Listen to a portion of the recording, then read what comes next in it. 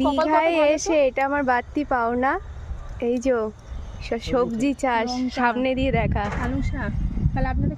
আর আমি আছি এখন ওই ব্লু কালারের হোটেলটা, ওইখানে ব্যালকনি থেকে আমি দেখি এখানে, কিন্তু আজকে জিজ্ঞাসা করে করে এলাম এখানে।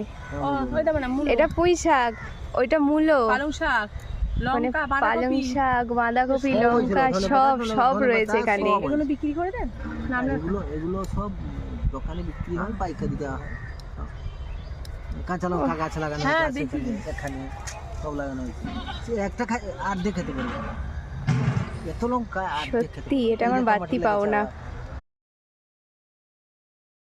আমরা তো সবজি বাগানে গেছিলাম দেখতে, মা, আমি আর বাবা, বুঝছো।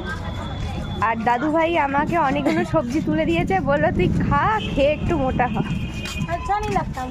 মা এখন দেখছে দাদু ভাই আমাকে কি কি সবজি দিয়েছে। টাটকা ফ্রেশ একদম। সবে তুলে তো দিল আমাকে, বললো খেয়ে বন্ধ বেরোচ্ছে। হ্যাঁ, বললো খেয়ে একটু মোটা হ তুই। লঙ্কাটা কোথায়?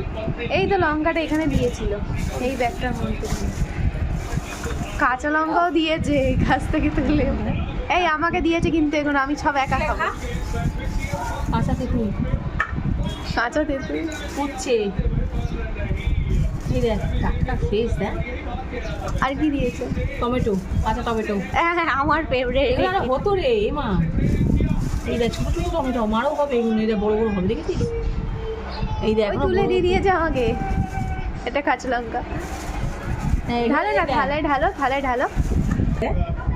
হ্যাঁ, অনেক দিয়েছে। হ্যাঁ।